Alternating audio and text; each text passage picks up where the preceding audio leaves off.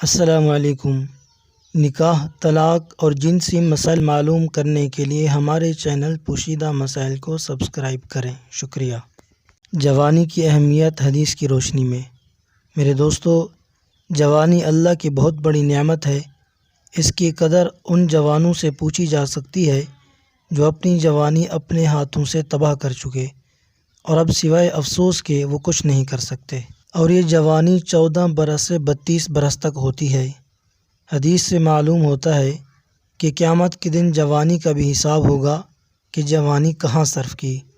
حضور اکرم صلی اللہ علیہ وسلم نے فرمایا ہے، تم میں سے بہتر وہ جوان ہے جو بوڑھوں کے مثل ہو، اور بدتر وہ بوڑھا ہے جو جوانوں کے مانند ہو۔ جوان میں یہ صفت ہونی چاہیے کہ وہ اپنے کو بوڑھا سمجھے، یعنی موت کے قریب جانے۔ بہت سے بوڑھے ایسے ہیں جن کے سامنے لاکھوں جوان مر چکے ہیں۔ ایک اور حدیث میں ہے، اللہ کے نزدیک جوان کی توبہ 1000 بوڑھوں کی توبہ سے زیادہ عزیز ہے۔ نبی اکرم صلی اللہ علیہ وسلم نے فرمایا ہے کہ جوان کی 1 رکعت بوڑھے کی 10 رکعتوں سے افضل ہے، اور جوان کی توبہ کو اللہ دوست رکھتا ہے۔ حدیث میں ہے، جوان کی توبہ اللہ کے نزدیک زائد محبوب ہے۔ حدیث میں آتا ہے کہ ہر روز ایک فرشتہ اعلان کرتا ہے کہ اے جوانو، اپنی جوانی ضائع نہ کرو ورنہ پچھتاؤ گے۔ اللہ جوان بیکار سے عداوت رکھتا ہے۔ ایک اور روایت میں صحابہ کے مقام پر رجل وارد ہے۔ حدیث میں ہے کہ اللہ تعالیٰ فرماتا ہے کہ اے جوان، میں نے تجھے جوانی دی تاکہ تو کام اور توبہ کرے۔ افسوس ہے کہ تو بیکار رہتا ہے اور کفران نعمت کرتا ہے۔ آگاہ ہو جا کہ میں تجھے دوزخ میں الٹا لٹکاؤں گا۔ خوشی ہے جوان تائب کے لیے دنیا میں بھی، پھر خوشی ہے عقبہ میں بھی، یعنی دنیا میں عزیز ہوگا، قبر میں عذاب سے نجات پائے گا، قیامت کے دن دوزخ سے بچے گا۔ جوان تائب کے لیے اللہ کے پاس بڑا اجر ہے۔ اور دوسری حدیث میں ہے، اس پر رحم کرو، یہ جوان ہے، اس نے اپنی عمر نہیں دیکھی۔ یہ تمام احادیث انیس الواعظین میں سے نقل کی گئی ہیں۔ مشت زنی کی تعریف۔ مشت زنی کے بہت سے نام ہیں۔ اس کو جلک بھی کہتے ہیں، خود لذتی بھی اسی کا دوسرا نام ہے۔ عام فہم زبان میں یہ کہہ سکتے ہیں کہ ہاتھ سے عضو رگڑ کر منی گرانا۔ عربی میں اس کو عصمت نابلیت کہتے ہیں۔ انگریزی میں ماسٹربیشن اور ہینڈ پریکٹس بھی کہتے ہیں۔ مشت زنی کی مذمت قرآن کی روشنی میں۔ ایمانداروں سے کہہ دیں کہ وہ اپنی نگاہیں نیچی رکھا کریں اور اپنی شرمگاہوں کی حفاظت کیا کریں، یہ ان کے لیے بڑی پاکیزگی کی بات ہے۔ حق تعالی جل شانہ نے اس آیت میں آنکھوں کی حفاظت اور شرمگاہ کی حفاظت کو ساتھ ساتھ بیان فرما کر یہ سبق بھی دے دیا کہ شرمگاہ کی حفاظت آنکھوں کی حفاظت پر موقوف ہے۔ جس نے آنکھوں کی حفاظت کا اہتمام نہ کیا، اس کی شرمگاہ کی حفاظت خطرے میں ہے۔ اس آیت میں اللہ نے آنکھ کے ساتھ ساتھ شرمگاہ کی حفاظت کا حکم دیا ہے۔ یہاں پر شرمگاہ کی حفاظت سے مراد یہ ہے کہ اس کو زنا اور زنا تک لے جانے والے اسباب سے بچایا جائے، اور وہ بد نظری ہے، اور زنا کا دوسرا سبب مشت زنی یعنی خود لذتی ہے۔ شروع میں نفس اور شیطان فحش نظارے سامنے لا کر خود لذتی پر مجبور کرتا ہے، پھر جب یہ عادت انتہا تک پہنچ جاتی ہے تو نفس و شیطان زنا جیسے بدترین مرض میں مبتلا کر دیتا ہے، جس کی وجہ سے عصمت نابلیت کرنے والے کی تمام عبادات اکارت کر دی جاتی ہیں، حتیٰ کہ ایمان تک چھن جاتا ہے۔ امام غزالی رحمۃ اللہ علیہ نے اس آیت کی تفسیر میں لکھا ہے کہ اللہ تعالیٰ نے مردوں اور عورتوں سب کو حکم دیا کہ وہ حرام سے نظریں پھیر لیں، حرام سے شرمگاہ کی حفاظت کریں۔ اللہ تعالیٰ نے کئی آیات میں زنا برا فعل قرار دیا اور فرمایا وَمَن يَفْعَلْ ذَلِكَ يَلْقَ أَثَامًا، اور جو یہ کام کرے گا سخت گناہ میں مبتلا ہوگا، یعنی دوزخ میں سزا پائے گا۔ ایک قول کے مطابق اسامہ سے مراد جہنم کی ایک وادی ہے، ایک قول کے مطابق یہ جہنم کی ایک غار ہے کہ جب اس کا دہانہ کھلتا ہے تو دوزخی لوگ اس کی بدبو کی شدت کے باعث زور سے چیختے چلاتے ہیں۔ علامہ ابن کثیر رحمۃ اللہ علیہ کی تفسیر۔ علامہ ابن کثیر رحمۃ اللہ علیہ نے تفسیر ابن کثیر میں اس آیت کے تحت لکھا ہے کہ پہلی دفعہ کسی پر بلا ارادہ نظر پڑ جائے تو اس میں مواخذہ نہیں ہے، البتہ قصداً دوبارہ نظر نہ ڈالی جائے۔ حضرت بریدہ رضی اللہ تعالیٰ عنہ بیان فرماتے ہیں کہ رسول اللہ صلی اللہ علیہ وسلم نے حضرت علی رضی اللہ عنہ سے فرمایا، علی، پہلی اچانک نظر کے پیچھے دوسری مرتبہ بلا ارادہ نظر نہ کر، کیونکہ پہلی نظر تو جائز ہے، البتہ دوسری نظر مباح نہیں۔ بد نظری زنا کی پہلی سیڑھی ہے۔ حضرت شیخ التفسیر مولانا شبیر احمد عثمانی نور اللہ مرکزہ مذکورہ بالا آیت کے فوائد میں تحریر فرماتے ہیں کہ بد نظری زنا کی پہلی سیڑھی ہے، اسی سے بڑے بڑے فواحش کا دروازہ کھلتا ہے۔ قرآن کریم نے بدکاری اور بے حیائی کا انسداد کرنے کے لیے اول اس سراغ کو بند کرنا چاہا ہے، یعنی مسلمان مرد و عورت کو حکم دیا کہ بد نظری سے بچیں اور اپنی خواہشات کو قابو میں رکھیں۔ اگر ایک مرتبہ بے ساختہ مرد کی کسی اجنبی عورت پر یا عورت کی کسی اجنبی مرد پر نظر پڑ جائے تو دوبارہ ارادہ سے اس طرف نظر نہ کرے، کیونکہ یہ دوبارہ دیکھنا اس کے اختیار سے ہوگا جس میں وہ معذور نہیں سمجھا جا سکتا۔ اگر آدمی نیچی نگاہ کی عادت ڈال لے اور اختیار و ارادہ سے ناجائز امور کی طرف نظر اٹھا کر نہ دیکھا کرے تو بہت جلد اس کے نفس کا تزکیہ ہو سکتا ہے، چونکہ پہلی مرتبہ دفعتاً جو بے ساختہ نظر پڑتی ہے وہ از راہ شہوت و نفسیات نہیں ہوتی، اس لیے پہلی نظر کو معاف کر دیا گیا ہے۔ حضرت مولانا مفتی شفیع صاحب رحمۃ اللہ علیہ نے اس آیت کی تفسیر میں لکھا ہے، آپ مسلمان مردوں سے کہہ دیجئے کہ اپنی نگاہیں نیچی رکھیں، یعنی جس عضو کی طرف مطلقاً دیکھنا ناجائز ہے اس کو بالکل نہ دیکھیں، اور جس کو فی نفس ہی دیکھنا جائز ہے مگر شہوت سے جائز نہیں اس کو شہوت سے نہ دیکھیں، اور اپنی شرمگاہوں کی حفاظت کریں، یعنی ناجائز محل میں شہوت رانی نہ کریں جس میں زنا اور لواطت سب داخل ہے۔ یہ ان کے لیے زیادہ صفائی کی بات ہے، اور اس کے خلاف میں آلودگی ہے زنا یا مقدمہ زنا میں۔ بے شک اللہ تعالیٰ کو سب خبر ہے، جو کچھ لوگ کیا کرتے ہیں بس خلاف کرنے والے سزا یابی کے مستحق ہوں گے۔ اور اسی طرح مسلمان عورتوں سے کہہ دیجئے کہ وہ بھی اپنی نگاہیں نیچی رکھیں، یعنی جس عضو کی طرف مطلقاً دیکھنا ناجائز ہے اس کو بالکل نہ دیکھیں، اور جس کو فی نفس ہی دیکھنا جائز ہے مگر شہوت سے جائز نہیں اس کو شہوت سے نہ دیکھیں، اور اپنی شرمگاہوں کی حفاظت کریں، یعنی ناجائز محل میں شہوت رانی نہ کریں جس میں زنا وغیرہ سب داخل ہیں۔ قل للمؤمنین یغضوا من ابصارهم ویحفظوا فروجهم ذلک ازکی لهم ان اللہ خبیر بما یصنعون۔ یغضوا جس کے معنی کم کرنے اور پست کرنے کے ہیں، نگاہ پست اور نیچی رکھنے سے مراد نگاہ کو ان چیزوں سے پھیر لینا ہے جن کی طرف دیکھنا شرعاً ممنوع اور ناجائز ہے۔ ابن کثیر ابن حبان نے یہی تفسیر فرمائی ہے۔ اس میں غیر محرم عورت کی طرف بری نیت سے دیکھنا تحریماً اور بغیر کسی نیت کے دیکھنا کراہتاً داخل ہے، اور کسی عورت یا مرد کے ستر شرعی پر نظر ڈالنا بھی اس میں داخل ہے۔ مواضع ضرورت جیسے علاج معالجہ وغیرہ اس سے مستثنیٰ ہے۔ کسی کا راز معلوم کرنے کے لیے اس کے گھر میں جھانکنا اور تمام وہ کام جن میں نگاہ استعمال کرنے کو شریعت نے ممنوع قرار دیا ہے اس میں داخل ہیں۔ وَيَحْفَظُوا فُرُوجَهُمْ شرمگاہوں کی حفاظت سے مراد یہ ہے کہ نفس کی خواہش پورا کرنے کی جتنی ناجائز صورتیں ہیں ان سب سے اپنی شرمگاہوں کو محفوظ رکھیں۔ اس میں زنا، لواطت اور دو عورتوں کا باہمی ملنا جس سے شہوت پوری ہو جائے، ہاتھ سے شہوت پوری کرنا، یہ سب ناجائز اور حرام چیزیں داخل ہیں۔ مراد اس آیت کی ناجائز اور حرام شہوت رانی اور اس کے تمام مقدمات کو ممنوع کرنا ہے، جن میں سے ابتدا اور انتہا کو تصریحاً بیان فرما دیا، باقی درمیانی مقدمات اس میں داخل ہیں۔ فتنہ شہوت کا سب سے پہلا سبب اور مقدمہ نگاہ ڈالنا اور دیکھنا ہے، اور آخری نتیجہ زنا ہے۔ ان دونوں کو صراحتاً ذکر کر کے حرام کر دیا گیا۔ ان کے درمیانی حرام مقدمات مثلاً باتیں سننا، ہاتھ لگانا وغیرہ یہ سب ضمناً آ گئے۔ ابن کثیر نے حضرت عبیدہ رضی اللہ تعالیٰ عنہ سے نقل کیا، یعنی جس چیز سے بھی اللہ کے حکم کی مخالفت ہوتی ہو سب کبیرہ ہی ہیں، لیکن آیت میں ان کے دو طرف ابتدا و انتہا کو ذکر کیا گیا۔ ابتدا نظر اٹھا کر دیکھنا اور انتہا زنا ہے۔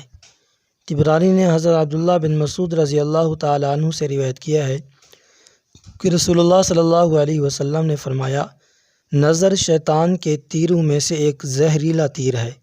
جو شخص باوجود دل کے تقاضے کے اپنی نظر پھیر لے تو اللہ تعالیٰ اس کے بدلے اس کو ایسا پختہ ایمان دیں گے جس کی لذت وہ اپنے دل میں محسوس کرے گا۔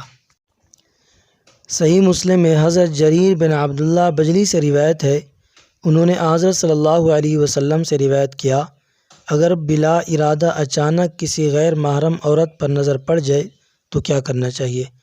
حضرت صلی اللہ علیہ وسلم نے حکم دیا کہ اپنی نظر اس طرف سے پھیر لو۔ حضرت علی کرم اللہ وجہہ کی حدیث میں جو یہ آیا ہے کہ پہلی نظر تو معاف ہے، دوسری گناہ ہے، اس کا مطلب بھی یہی ہے کہ پہلی نظر جو بلا ارادہ اچانک پڑ جائے وہ غیر اختیاری ہونے کے سبب معاف ہے، ورنہ بالقصد پہلی نظر بھی معاف نہیں۔ بے ریش لڑکوں کی طرف قصداً نظر کرنا بھی اسی حکم میں ہے۔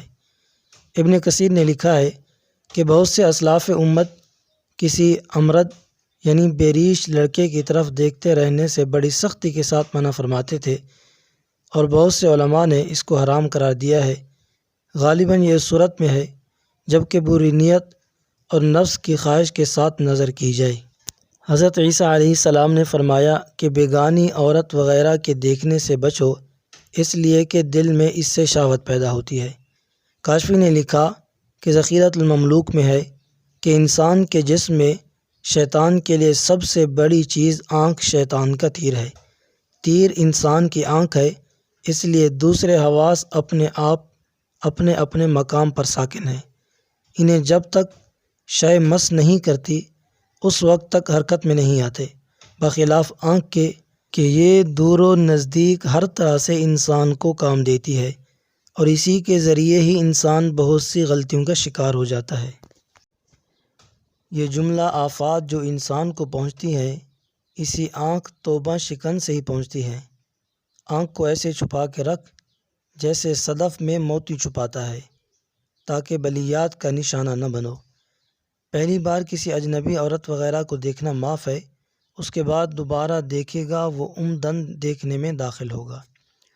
حضور سید عالم صلی اللہ علیہ وسلم نے فرمایا، اللہ تعالیٰ کا ارشاد گرامی ہے کہ اے ابن آدم، پہلی بار دیکھنا تیرے لیے معاف ہے، لیکن دوبارہ دیکھنے سے بچنا، ورنہ وہ تیرے لیے ہلاکت کا موجب بنے گا۔ اور جو تمام عورتوں سے اپنی شرمگاہوں کی حفاظت رکھنے والے ہیں سوائے اپنی بیویوں کے اور اپنی شرعی باندیوں کے، کیونکہ بیویوں اور اپنی باندیوں سے شرمگاہوں کی حفاظت نہ کرنے پر ان پر کوئی الزام قائم نہیں کیا جائے گا۔ میرے عزیز دوستو، مذکورہ بالا آیت میں اللہ تعالیٰ نے اپنے حبیب صلی اللہ علیہ وسلم کے ذریعے فرمایا کہ میرے عاشق اور میرے محبوب بندے اپنی شرمگاہ کی حفاظت کرتے ہیں، یعنی وہ لوگ مشت زنی، جلق، خود لذتی جیسے کبھی فعل سے اجتناب کرتے ہیں۔ تفسیر روح البیان میں اس آیت کے تحت لکھا ہوا ہے کہ الفرج والفرجہ بمعنی دو چیزوں کے درمیان سوراخ، دیوار کے سوراخ کو فرج اور فرجہ سے تعبیر کرتے ہیں۔ دو پاؤں کے درمیان کے حصے کو فرج کہا جاتا ہے۔ یہاں پر شرمگاہ مراد ہے اور جمع کے صیغے میں تصریح مطلوب ہے۔ حافظون یعنی وہ اپنے فروج شرمگاہوں کو حرام سے روکنے والے ہیں اور انہیں غیروں کی ملک میں نہیں چھوڑتے اور نہ ہی انہیں بے جا استعمال کرتے ہیں، الا علی ازواجہم سوائے اپنی عورتوں کے، او ما ملکت ایمانہم یا سوائے اپنی کنیزوں کے جو ان کی اپنی ملکیت میں ہیں۔ ما ملکت اگرچہ غلاموں کو شامل ہے لیکن یہاں پر بالاجماع صرف کنیزیں مراد ہیں۔ تفسیر معارف القرآن میں اس آیت کی تفسیر میں لکھا ہے، ایمان والے وہ ہیں جو اپنی بیویوں اور شرعی لونڈیوں کے علاوہ سب سے اپنی شرمگاہوں کی حفاظت کرتے ہیں۔ ان دونوں کے ساتھ شرعی ضابطہ کے مطابق شہوت نفس پوری کرنے کے علاوہ اور کسی سے ناجائز طریقہ پر شہوت رانی میں مبتلا نہیں ہوتے۔ اس آیت کے ختم پر ارشاد فرمایا فَإِنَّهُمْ غَيْرُ مَلُومِينَ، یعنی شرعی قاعدے کے مطابق اپنی بیوی یا لونڈی سے شہوت نفس کو تسکین دینے والوں پر کوئی ملامت نہیں۔ اس میں اشارہ ہے کہ ضرورت کو ضرورت کے درجے میں رکھنا ہے، مقصد زندگی بنانا نہیں۔ اس کا درجہ اتنا ہی ہے کہ جو ایسا کرے وہ قابل ملامت نہیں۔ تفسیر ابن کثیر میں ابن کثیر رحمۃ اللہ علیہ نے اس آیت کی تفسیر میں لکھا ہے کہ ایمان والے سوائے اپنی بیویوں اور ملکیت کی لونڈیوں کے اور عورتوں سے اپنے نفس کو دور رکھتے ہیں، یعنی حرام کاری سے بچتے ہیں، زنا، لواطت وغیرہ سے اپنے آپ کو بچاتے ہیں۔ ہاں، ان کی بیویاں جو خدا نے ان پر حلال کی ہیں اور جہاد میں ملی ہوئی لونڈیاں ہیں جو ان پر حلال ہیں، ان کے ساتھ ملنے میں کوئی ملامت اور حرج نہیں۔ جو شخص ان کے سوا اور طریقوں سے یا اوروں سے خواہش پوری کرے وہ حد سے گزر جانے والا ہے، یعنی جو مشت زنی کے ذریعے اپنی شہوت کو پوری کرے وہ حد سے گزرنے والا ہے، یعنی قانون خداوندی کو توڑنے والا ہے۔ جواہر القرآن میں اس آیت کی تفسیر میں لکھا ہے کہ والذین هم لفروجہم حافظون، یہ امر سوم ہے، یعنی وہ ظلم کے کاموں سے بچتے ہیں۔ یہاں ظلم کے 3 کاموں کا ذکر کیا گیا ہے: زنا، امانت میں خیانت اور بدعہدی۔ زنا بھی ایک بہت بڑا ظلم ہے۔ فرمایا فلاح پانے والوں کی ایک صفت یہ ہے کہ وہ اپنی شرمگاہوں کو ناجائز اور غیر محرم میں استعمال کرنے سے محفوظ رکھتے ہیں۔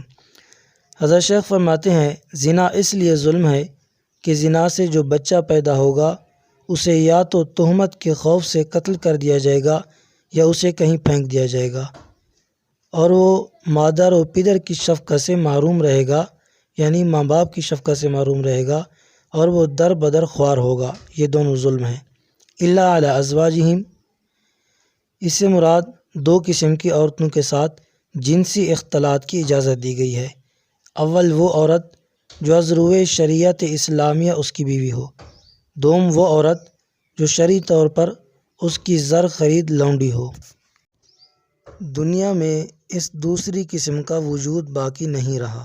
تفسیر حقانی میں اس آیت کی تفسیر میں لکھا ہے کہ والذین هم لفروجہم، وہ جو اپنی بیویوں اور شرعی لونڈیوں کے سوا اور کسی پر ناشتہ نہیں کھولتے، اس سے لواطت اور سحق اور ہاتھ سے منی نکالنے کی بھی ممانعت ثابت ہوئی، اور متع کی ممانعت بھی سمجھی گئی، اس لیے کہ متاعی عورت حصہ نہ ملنے کی وجہ سے بیوی نہیں اور نہ لونڈی ہے، پھر کیوں کر مباح ہو سکتی ہے۔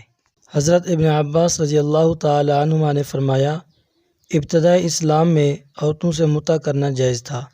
مطلب یہ کہ کوئی شخص اجنبی شہر میں جاتا اور وہاں کوئی جان پہچان والا نہ ہوتا تو جس قدر قیام کا ارادہ ہوتا اتنی مدت کے لیے کسی عورت سے نکاح کر لیتا تاکہ عورت اس کے لیے کھانا تیار کر دے اور سامان کی حفاظت رکھے، یہاں تک کہ جب آیت الا علی ازواجہم او ما ملکت ایمانہم نازل ہوئی تو سوائے ان 2 قسموں کے ہر عورت حرام ہوگی۔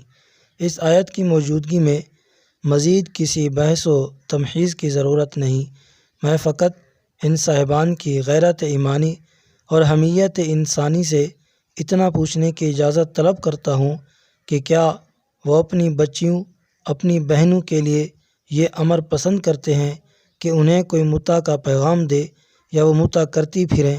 اگر وہ اس کے تصور سے بھی لرز جاتے ہیں تو پھر وہ امت محمدیہ علی صاحبہ الصلاۃ والتحیہ کی بچیوں کے لیے یہ کیسے برداشت کر سکتے ہیں کہ ان کے ساتھ ایسا معاملہ کیا جائے؟ کیا شریعت اسلامیہ میں امیر و غریب، شاہ و گدھا کے لیے الگ الگ قوانین ہیں؟ کیا سوسائٹی کے مختلف طبقات کے لیے عزت و کرامت کے الگ الگ معیار مقرر ہیں؟ ایک فعل جو ایک خاندان کے لیے باعث ننگ و عار ہے کیا کسی دوسرے خاندان کے لیے باعث عزت و وقار ہو سکتا ہے؟ خدا را کچھ تو انصاف کرو۔ علامہ ابن قدامہ نے المغنی میں اس مسئلہ پر عالمانہ بحث کی ہے جس کا خلاصہ انہی کے الفاظ میں ناظرین کرام کی خدمت میں پیش کرتا ہوں۔ صحابہ کرام میں سے مدرجہ ذیل جلیل القدر ہستیاں متع کی حرمت کی قائل تھی۔ حضرت عمر، علی ابن عمر ابن مسعود ابن زبیر رضی اللہ عنہم، ابن عبد البر کہتے ہیں کہ ائمہ مجتہدین میں سے مدرجہ ذیل لوگ متع کو حرام کہتے ہیں۔ امام مالک اور اہل مدینہ، امام ابو حنیفہ اہل کوفہ میں سے، اہل شام میں اوزاعی، اہل مصر میں سے لیث، نیز امام شافعی اور دیگر اصحاب آثار بھی متع کو حرام قرار دیا کرتے تھے۔ متع کے جواز کے قائل حضرت ابن عباس کے قول کو خوب اچھالتے ہیں۔ حقیقت میں یہ آپ پر بہت بڑا بہتان ہے۔ آپ نے کبھی اس کی مطلق اباحت کا قول نہیں کیا، بلکہ آپ شدید قسم کی اضطراری حالت میں اس کے جواز کے قائل تھے۔ چنانچہ جب آپ سے اس کے متعلق دریافت کیا گیا تو غصے سے اٹھ کھڑے ہوئے اور فرمایا، یعنی متع مردار جانور، ناپاک خون اور خنزیر کے گوشت کی مانند ہے۔ اس قول سے حضرت ابن عباس کی رائے کی حقیقت صحیح بات یہ ہے کہ آپ نے اس قول سے بھی رجوع کر لیا تھا، اور اگر بالفرض محال یہ بھی مان لیا جائے کہ حضرت ابن عباس رضی اللہ عنہ کا یہ مذہب تھا اور آپ نے اس سے رجوع بھی نہیں کیا، تو پھر بھی ہم پر اللہ تعالیٰ اور اس کے نبی مکرم صلی اللہ علیہ وسلم کے فرمان کی تعمیل واجب ہے، نہ کسی اور کی۔